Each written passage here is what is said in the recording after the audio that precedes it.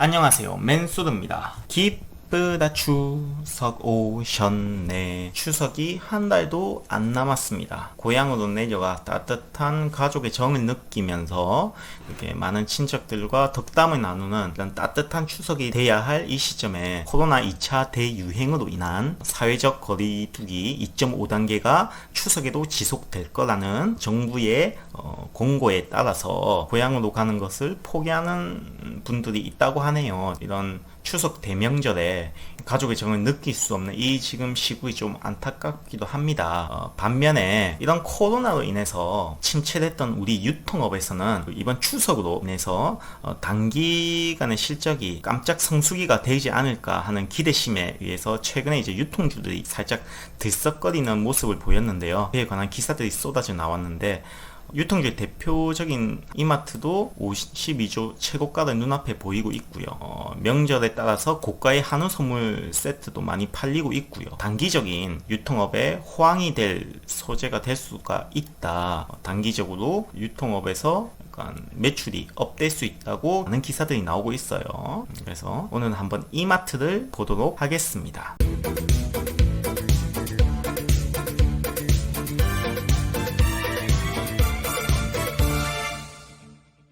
9월 9일 수요일입니다. 오늘은 이마트를 가져왔는데요. 추석을 앞둔 유통주의 신흥 강자, 매력적인 차트, 하지만 실적은 조금 애매한 그런 현재의 상황을 가지고 오늘 썰을 풀어보려고 합니다. 이 이마트 같은 경우에는 제가 지금은 매수해라 이런 관점은 솔직히 아닙니다. 삼성전자와 SK텔레콤에 비해서 이렇게 매수하고 싶다는 것은 아닙니다. 왜냐하면 아무래도 실적이 조금 그렇게 내키는 실적은 아니기 때문이죠. 아직 코로나 때문에. 하지만 차트는 어느 정도 매력적인 겁니다. 한마디로 말해서 정말 매력적인 차트예요. 상승할 수 있는 차트예요. 단기적으로 움직일 가능성이 크다. 그래서 이 주식은 매수를 권하기보다는 지금 현재 가지고 계신 분들을 위해서 목표 주가와 손절가에 대해서 한번 이야기를 나눠보는 시간을 가지고요. 지금 보유하지 않으신 분들은 차트와 수급에 대한 공부 수준으로 한번 이 종목을 보시는 것도 괜찮고요. 데이 트레이딩이 가능하신 분, 계속 차트를 보실 분은 단기적으로 매수해서 단타를 치기에는 굉장히 괜찮은 종목입니다. 하지만 저같이 직장을 가지신 분들은,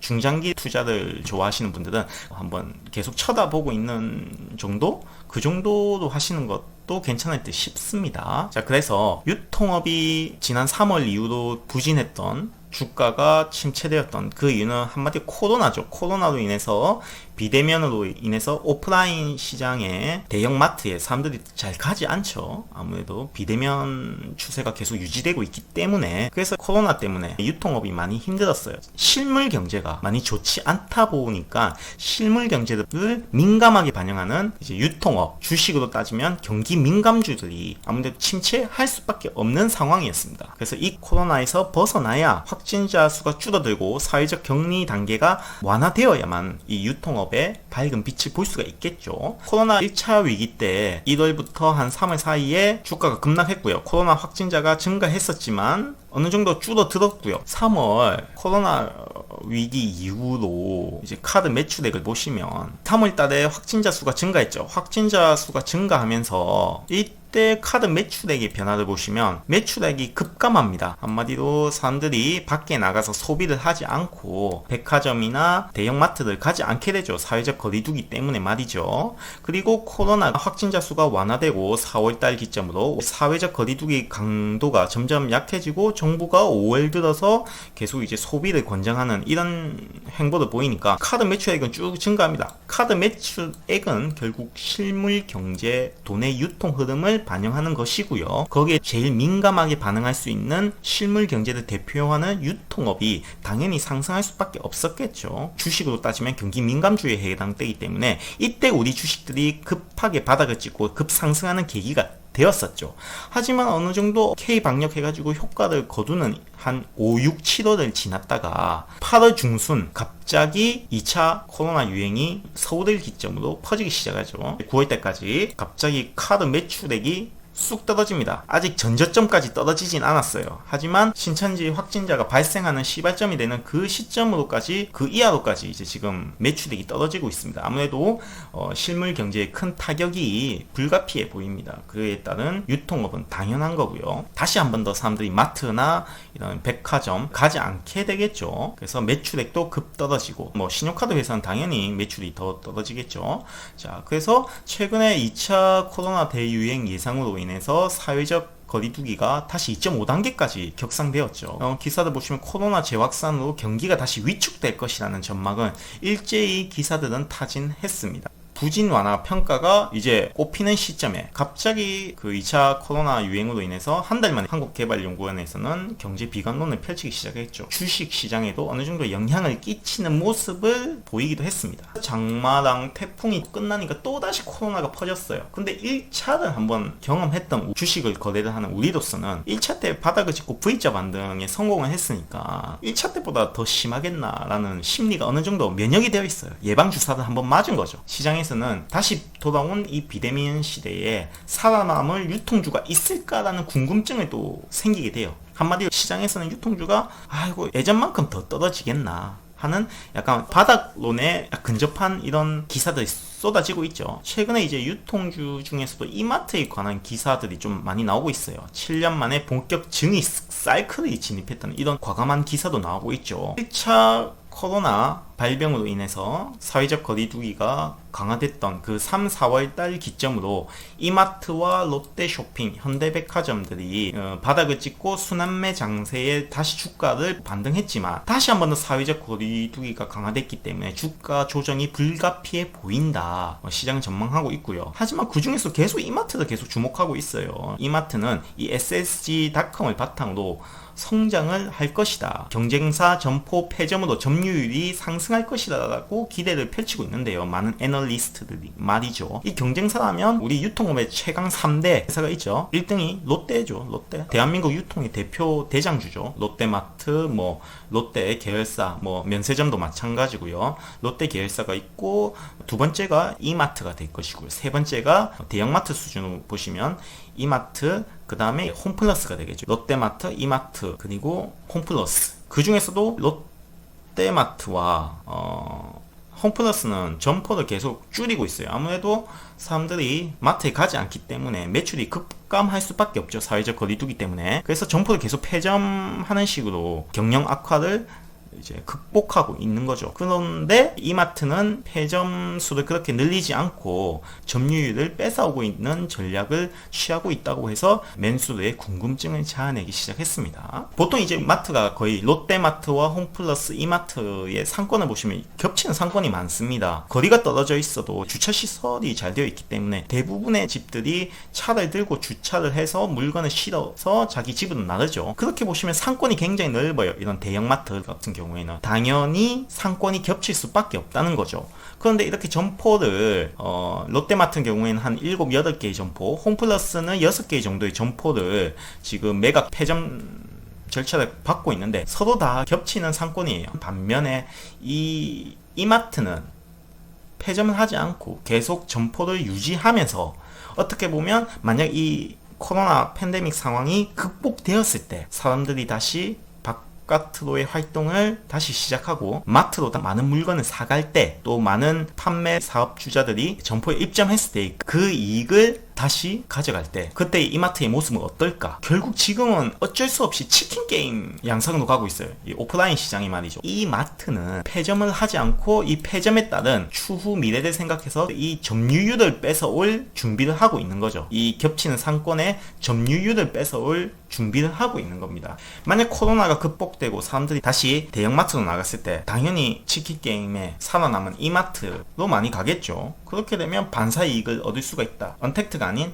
컨택트의 경제장이 왔을 때 유통업 경기 민감주 이마트는 큰 혜택을 받지 않을까 그렇게 생각되는 시점이죠. 그래서 이마트의 전략은 매각을 하지 않습니다. 다만 최근에 그 서울 마곡지구 스타필드를 지으려고 했어요. 서울 마곡지구에. 근데 이 스타필드 서울 마곡지구에 새로 추진하는 스타필드 쇼핑몰 사업에는 투자를 철회했죠. 지금 이 시점에 새로 투자하기엔 아무래도 위험 비용이 더 크죠. 그렇기 때문에 서울 마곡지구의 부지를 8천억에 매각을 했습니다. 한 6천억 이상의 차익을 얻고 이 부동산을 팔았죠. 더 이상의 사업의 확장에서는 아무래도 움츠러들 수밖에 없는 유통업의 상황이죠. 이건 굉장히 잘한 거죠. 현금화를 시켜서 추후에 이 코로나가 끝났을 때 상황을 대비하는 이런 현금 확보를 먼저 하고 있는 이마트의 전략이었고요. 자금 확보가 목적이죠. 지금같이 경제 위기가 실물 경제가 타격을 입은 이 시점에 자금 확보가 중요했기 때문에 이 서울 마곡지구를 팔아서 8천억을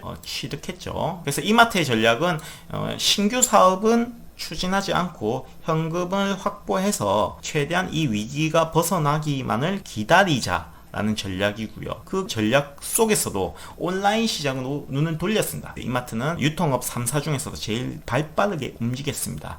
이마트의 오프라인 시장의 선두주자인 브랜드가 바로 SSG닷컴이죠. 온라인 시장의 거의 1위죠. 아무래도 사람들이 식료품을 사기 위해서는 대형마트를 자주 갔죠. 온라인은 보통 공산품들을 사기 위해서 거래가 이루어졌다면 식료품 같은 경우에는 보통 마트에 가서 이마트 홈플러스 롯데마트 가서 식료품은 직접 샀지만 이제 비대면 때문에 채소, 과일, 음식 같은 거 이런 것들도 온라인 시장에서 거래가 활발해지다 보니 마켓컬리 같은 새벽 배송, 또 이제 식료품은 아무래도 먹거리와 관련되어 있기 때문에 빨리빨리 주문하자마자 신선하게 배달이 되어서 내 식탁에 올라와야 할 이 식품 부분 같은 경우에는 빠른 배송과 제품의 신선함이 관건이기 때문에 이마트는 그 마켓컬리를 벤치마킹해서 SSG 쓱 배송을 브랜드 이미지로 굳건화하면서 식품 부분이 50% 이상의 매출이 늘어났다고 합니다. 한마디로 사람들이 이제 SSG닷컴을 통해서 옷이나 일반 공산품을 사는 게 아니라 식품 부분도 이 SSG닷컴, 이마트몰 등을 통해서 식품 부분도 많이 사고 있다라고 보고 있는 거죠.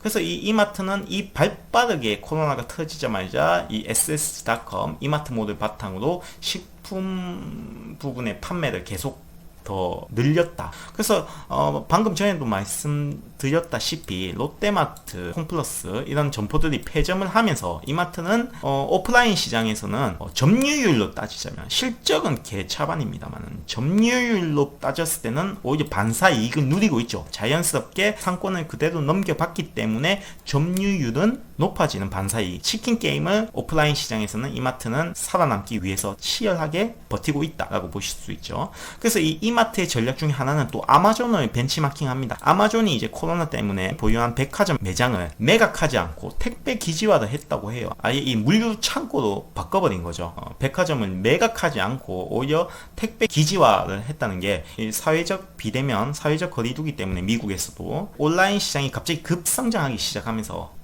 택배 물량이 더 많아지기 때문에 이 물량을 저장할 창고가 필요했는데 그 창고를 손님들이 많지 않은 이 백화점을 이 창고로 활용을 해서 자기가 가진 부동산을 최대한 활용하는 거죠. 놀고 있는 부지를 활용한 겁니다. 이 아마존을 벤치마킹해서 일부 오프라인 매장을 물류센터화하는 방식의 역발상 전략을 취하고 있는 게 바로 이마트의 전략이죠. 그 대표적인 1호점이 바로 청계천점이라고 합니다. 이마트 청계천점을 2시간 내에 빠른 배송이 가능한 매장형 물류센터로 전환했다는 게 이제 기사에 나오고 있죠. 이제 이거는 시작에 불과합니다. 계속 이렇게 코로나가 계속 지속되면 나머지 가지고 있는 이마트 지점을 이제 이런 물류센터로 전환할 가능성이 크죠. 인터넷에서도 이마트를 검색하면 이마트 새벽 배송이 뜨고 있습니다. 새벽 배송. 마켓컬리를 벤치마킹한 이마트몰의 브랜드죠. 새벽 배송, 쓱 배송이에요. 그래서 이 코로나로 인해서 2분기 모든 유통업들이 다 지금 침체를 겪었습니다. 롯데 측에서는 98.5%가 급락했고요. 신세계는 아예 적자 전환했죠. 왜냐하면 면세 사업이 이제 매출의 대부분을 차지하기 때문에요. 물론 이 이마트를 계열사로 보유하고 있죠. 이 신세계는. 그리고 현대백화점 경우에도 오프라인 시장은 마이너스 84% 이익이 감소했고요. 이마트 경우에는 58.6%로 감소했어요. 좀 아이러니하게 이마트는 계속 적자였습니다. 적자. 이 적자 폭이 마이너스 58%. 비율로 따지자면 적은 편인데 이게 웃어야 할지 울어야 할지 이마트의 실적은 그렇게 좋지가 않습니다. 예. 근데 차트는 계속 7월달을 기점으로 반등해서 올라 상승하고 있죠. 아무래도 유통업이 이제 바닥을 찍었다라는 그런 기대감에 의해서 유동성의 힘으로 쭉 올라갔던 것 같아요. 그래서 방금 전에도 말씀드렸다시피 1호점, 청계천점을 바탕으로 매장의 스타일, 택배 기지화, 물류창고로 매장 스타일을 바꾸니까 쓱닷컴의 매출도 쑥 하고 올라간 거죠. 아무리 SSG닷컴에서 식료품의 물량 주문이 들어와도 물량을 감당하지 못하면 수요에 따른 공급이 원활하지 못하게 되면 그 매출에도 그렇게 큰 영향을 끼칠 수가 없죠. 좋은 흐름을 이어질 수가 없죠. 하지만 이 이마트 같은 경우에는 보시면 여기 수족관도 있고요. 대표적인 게 이제 해산물 같은 거, 여기 수족관이 있으니까 신선한 물건을 여기서 이제 수족관 같은 데서 이제 해산물 파는 코너에 에서 바로 잡아서 포장시켜서 택배로 쏴줄 수 있는 시스템이 가능한 거죠. 그래서 이마트의 개조 프로젝트가 주목받고 있는 시점에 이 전략이 굉장히 유효했다. 매출이 증가할 수 있었던 배경에는 이 이마트의 오프라인 매장을 개조해서 물류 기지화 시켰던 이 전략이 SSG닷컴에서의 매출 향상에 큰 공을 세웠다는 거죠. 이제 고객들 입장에서는요. 제가 마트에 가서 물건을 사오는 이 시간과 인터넷에서 주문해서 물건을 받는 이 시간이 별 차이가 없는 거예요. 왜냐하면 동네에 있는 이마트에서 상권에 해당되는 고객의 지점에 바로 배송이 되기 때문에 이마트의 월계점을 기준으로 뵀을 때 이 7월달 기준으로 쓱닷컴의 매출이 증가하는 효과를 보일 수 있었죠. 월계점을 방문했던 모든 고객들이 쓱닷컴을 통해서 주문을 했었고 이 주문이 원활하게 이루어지다 보니까 고객의 만족도가 올라가다 보니까 계속 주문하는 거죠. 마트도 직접 안 가고 온라인에서 주문을 해서 바로 물건을 취득하는 이런 소비 패러다임이, 쇼핑 패러다임이 변환한 이 시점에 이마트는 굉장히 전략적으로 잘 적응했다. 그래서 매출은 쑥쑥쑥 콸콸콸 이렇게 증가할 수 있었던 거죠. 이런 좋은 쓱닷컴이라는 장군을 바탕으로 매출액이 승승장구하는 이마트에 아픈 새끼손들이 있습니다. 자회사들, 아픈 손가락들이 있어요. 대표적인 게 조선호텔, 숙박업이죠. 조선호텔 같은 경우에서는 지금 2000년 초부터 지금 이때부터 급감하기 시작합니다. 실적을 보시면 영업이익이 급감하게 되는 거죠. 매출액이 이 정도 떨어지면 영업이익이 더 큰 폭으로 떨어질 수밖에 없는 거는 아무래도 고정 비율이 있기 때문이죠. 뭐 이 건물을 유지하는 이 비용이 있기 때문에 수입은 없지만 지출은 계속 유지되고 있는 상황이기 때문에 인건비도 당연히 있을 거고요. 그래서 이 조선호텔의 영업 실적은 끊임없이 적자를 계속 유지하고 있다. 코로나로 인해서 때문이죠. 조선호텔과 같은 자회사들의 실적 악화에 따라서 이마트 전체 이제 매출 총이익률은 계속 급감하는 추세로 갈 수밖에 없었다라는 것을 보여주고 있습니다. 제가 서두에 말씀드렸다시피 차트는 굉장히 매력적이었지만 SSG닷컴의 실적은 큰 폭으로 개선되었지만 자회사들은 많이 거느리고 있기 때문에 이 자회사들이 코로나로 인해서 계속 실적이 악화되면서 결국 또이또이가 되는 거예요. 쓱닷컴에서 많이 벌어도 까먹는 게 또 있기 때문에 이 매출이 그냥 또이또이한 이런 상황이 되고 있는 거예요. 그래서 제가 이마트를 신규 투자하기에는 아직 코로나가 끝나지 않았기 때문에 최근에 이 이마트가 오른 것은 그냥 유동성의 힘, 코로나가 극복될 거라는 심리적인 요인과 유동성의 힘 때문에 단기적인 상승이라고 저는 보고 있거든요. 이거는 정말 유동성으로 올라가는 것이다. 그래서 중장기적으로 코로나가 만약에 회복되는 조짐이 보였다면 당연히 이제 유통업을 바닥으로 보고 매수 포지션을 취했을 건데 아무래도 코로나가 다시 유행하는 조짐이 겨울 내내 지속될 조짐이 보이기 때문에 신규 투자하기에는 조금 신중해야 되지 않을까. 하지만 조금 데이 트레이딩 하시는 분들이나 지금 현재 보유하고 계신 분들 입장에서는 지금 약간 불안하기도 하시고 이게 오버슈팅이 될 것인가 궁금하기도 하신 분들이 많을 겁니다. 그래서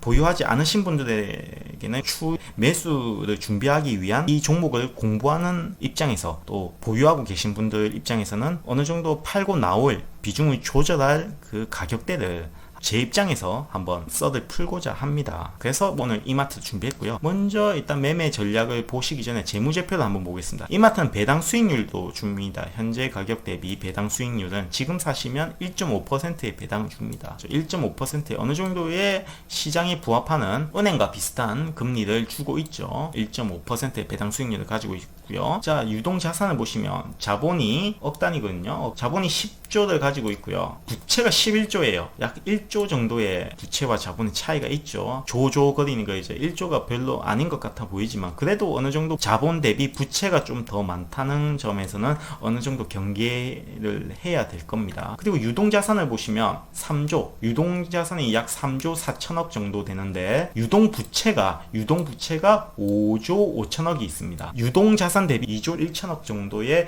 유동부채가 더 많다는 것은 단기적인 자금 흐름에서 원활한 자금의 흐름의 유동성이 원활하지 않다라고 볼 수가 있는 거죠. 이 수치상으로는 말이죠. 하지만 지금은 저금리 상황이기 때문에 채권이나 이런 많은 기업어음 이런 것들을 활성화시켜서 이 유동부채에 대한 해지 수단을 강구할 수 있죠. 하지만 지금 업이라는 한계가 있기 때문에 거기에 대해서는 좀 경계를 하셔야 된다라고 볼 수가 있습니다.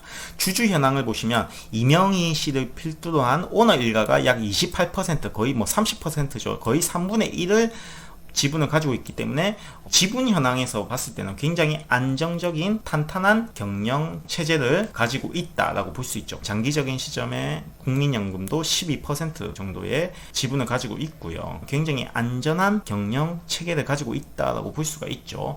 배당 수익률은 쏘쏘, 경영 체계는 안정적 하지만 재무제표적인 면에서 높은 부채가 조금 우려되는 시점이다라고 볼 수가 있죠. 자, 수급을 보시면 수급은 국인들이 사다가 조금 팔다가 다시 외국인들이 3일 연속으로 매수를 보였고요. 중장기적 포지션이 강한 투신에서도 이렇게 어느 정도 매수세가 유입이 됐지만 그 강도는 미미하지만 일주일 이상 꾸준히 들어왔다는 게 고무적입니다. 그래서 최근에 급등한 이 시점을 보시면 개인들이 물량을 조금씩 털기 시작했고 투신들이 조금 들어오고 외국인이 들어오는 약간 춘추 전국 시대 같아요. 그래서 수급적인 면을 봤을 때는 이 투신과 외국인이 지속적으로 매수에 가담을 해줘야 됩니다. 개인들은 단기적으로 샀다가 상승했을 때 조금 파는 흐름을 보이고요.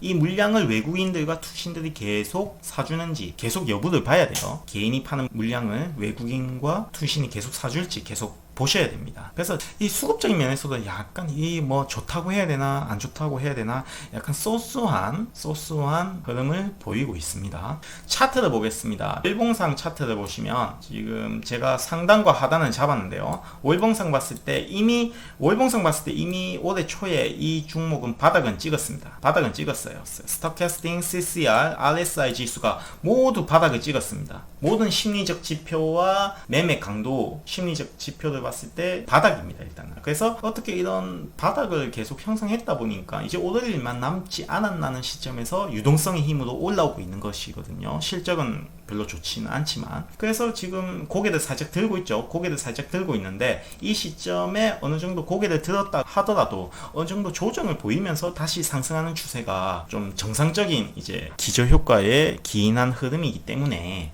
그래서 제가 일단 단타로 봤을 때 상단과 하단을 봤는데 상단은 15만원을 잡았습니다. 월봉에서 엔벨로프 상단선을 잡았고요. 15만원을 돌파하는지 여부를 봐야 될 거고요. 15만원을 맞고 조정하고 다시 상승 추세로 넘어갈 수 있습니다. 왜냐하면 바닥은 이미 형성되었거든요. 그래서 하단은 11만 5천에서 11만 7천원 정도로 잡았어요. 아마 5월선, 10월선 정도로 제가 바닥을 본 것 같아요. 그래서 하단선은 11만 5천원, 11만 7천원을 잡고요. 이 선을 이탈하면 다시 바닥을 향해 또 바닥을 계속 형성할 겁니다. 하지만 장기적으로 보유하신 분들은 이 바닥을 계속 유지할 거기 때문에 홀딩 하셔도 되고 단타로 치시는 분들은 11만 5천원, 11만 7천원 바닥을 이탈할 때도 자기가 수익이다. 그러면 그 수익만이라도 챙기고 손절하시기 바랍니다. 그리고 상단은 15만원을 잡고 15만원을 강하게 돌파하는지 한번 엔벨로프 상단을 돌파하는지 한번 봐야 할 겁니다. 주봉도 아까 월봉에서는 상단 15만원 잡았는데 주봉에서도 이 엔벨로프를 상단 잡았습니다. 엔벨로프를 상단 지점을 잡았고요. 주봉상의 이 엔벨로프 상단 상단 14만원을 돌파했을 때 여기 있는 주봉상에서 120주봉까지 터치할 수 있겠죠. 15만원 가깝기 때문에 여전히 월봉상에서의 15만원 상단은 유효하다. 그걸 돌파했지. 한마디로 14만원을 돌파하면 15만원도 돌파하기 위해서 유동성의 힘으로 슈팅할 가능성이 크죠. 제일 중요한 일봉을 봤을 때 최근에 정배열이 단기적으로 형성되는 거, 5일선, 11선, 21선, 삼지창 단기 이평선 정배열을 형성하고 있기 때문에 5일선을 이탈하지 않는 이상 계속 홀딩이고요. 5일선을 이탈하면 11선, 21선도 이탈을 시도할 가능성도 있겠죠. 하지만 제 생각은 5일선을 맞고 주봉 상단선에 위치한 14만원, 제가 일봉상에서도 상승 추세를 이렇게 끌어왔어요. 바닥이 점점 올라가고 하단선이 올라가고 상단선도 같이 올라가는, 비율적으로 올라가는 이 추세선을 끌어놨는데, 이 추세선의 상단선이 일봉도 14만원, 주봉도 14만원이었어요. 그래서 일봉상에서 봤을 때 5일선을 지지하는지 여부를 보시고, 5일선을 지지하고 올라간다면 추매를 하셔도 됐고요. 가지신 분들 입장에서 말하는 겁니다. 5일선을 이탈하면 장기적으로 보유하실 분들은 계속 보시고, 약간 단기적으로 보시는 분들은 종가 기준으로 5일선을 이탈하게 된다면, 3시 이후로 이탈하는 조짐이 보인다면, 종가가 형성될 것으로 보인다면 일부 비중을 축소하시고, 만약 5일선을 찍고 올라간다면 14만원을 돌파 시도할 겁니다. 14만원을 돌파하면 일봉상의 엔벨로프도 지금 15만원 정도 가까이 부근에 형성되고 있죠. 그래서 14만원을 돌파하면 일봉상에서도 15만원을 돌파할 거고요. 15만원을 돌파하면 월봉상에서도 보셨지만 월봉상에서나 주봉상에서나 일봉상에서나 14만원을 돌파하면 단기적으로 18만원대까지 갈 수도 있습니다. 이 18만원대까지 오버슈팅할 가능성이 있습니다. 엔벨로프를 오버슈팅했기 때문에 이건 과매수 구간에 해당됩니다. 한마디로 유동성으로 미친 자금들이, 이성을 잃은 자금들이 계속 매매를 하는 거죠. 실적이나 뭐 재무제표는 아무 상관없고 그냥 비트코인처럼 가자 하면서 가자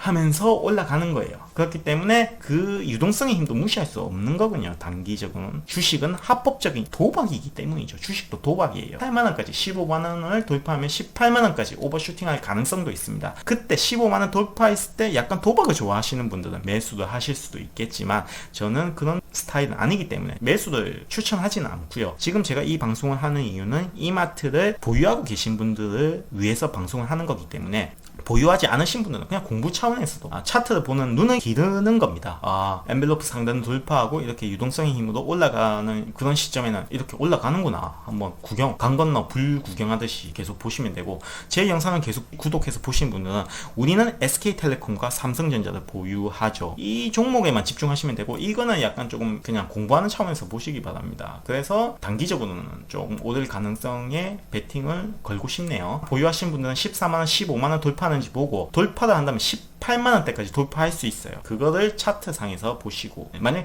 15만원을 돌파했을 때는 제가 다시 한번 14만원이나 15만원 돌파할 때는 제가 시간이 나면 다시 한번 짧게 차트 리딩을 한번 해보도록 하겠습니다. 자, 그래서 9월 9일 수요일 아침, 오늘은 이마트에 대해서 한번 썰을 풀어봤는데요. 아직 코로나는 종결되지 않았습니다. 사회적 거리두기가 2.5단계까지 계속 유지하고 있죠. 정부는 추석 연휴 때까지 계속 이 단계를 유지할 거라고 말하고 있어요. 그래서 이 단계가 추석 이후에도, 올해 말에도 계속 유지가 되는지, 코로나와 사회적 거리두기 단계에 대해서 계속 우리가 주목할 필요가 있습니다. 소비 경기 악화는 계속 지속될 거고요. 자회사 실적을 계속 부진하기 때문에, 이 아픈 손가락이라 했죠. 자회사가 아픈 손가락 자회사 때문에 하반기 실적 개선을 기대할 수는 없어요. 하반기 실적이 큰 폭으로, 코로나가 갑자기 백신이 나와서 막 이제 끝났다, 종결됐다고 선언하기 전에는 실적이 큰 폭으로 개선되기는 어려워요. 지금 소녀가장이죠. 소녀가장인 SSG.com, 쓱배송의 SSG.com 소녀가장이 혼자 이 이마트 실적을 더 이상 악화되지 않게 먹이 살리고 있는 거죠. 그런 상황입니다, 현재. 그래도 유통업의 최근에 유동성의 힘으로 차트가 상승한 이제 촉매제가 됐던 게 추석 연휴에 매출이 조금 향상되지 않을까, 성수기가 왔다라는 그런 기사를 바탕으로 이제 실적이 어느 정도 3, 4분기에 반영이 되지 않을까라는 기대감으로 올라갔는데, 그건 당연히 이제 결과를 좀 봐야 될 것 같아요. 결과를 좀 봐야 될 것 같고, 경쟁사들은 잇따른 7월 이후로 경쟁사들은 잇따른 폐점을 계속하고 있는 와중에 이마트는 계속 오프라인 매장을 유지하고 있죠.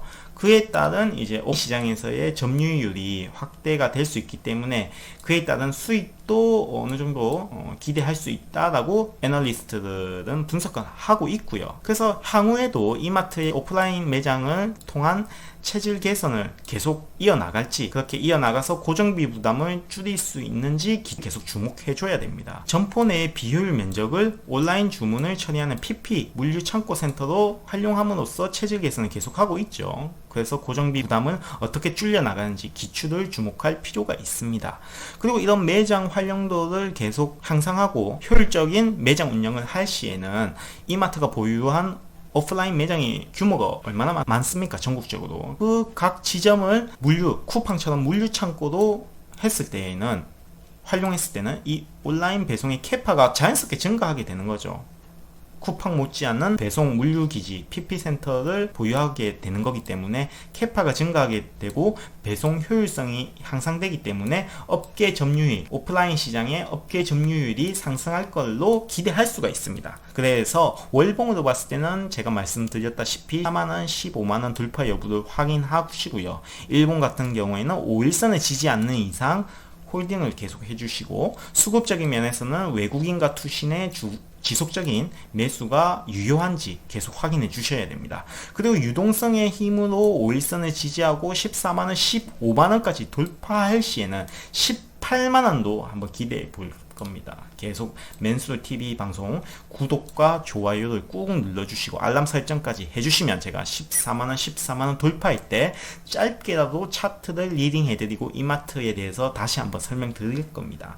그래서 올해 실적은 이제 마곡지구였나요? 이마트의 마곡지구의 그 스타필드 부지를 매각하면서 8천억, 한 6천억에서 4천억 정도의 순이익을 거두면서, 그것이 이제 단기 순이익으로 잡혔을 때 올해 2020년 목표가는 실적 악화에도 불구하고 15만 6천원으로 저는 잡고 있습니다.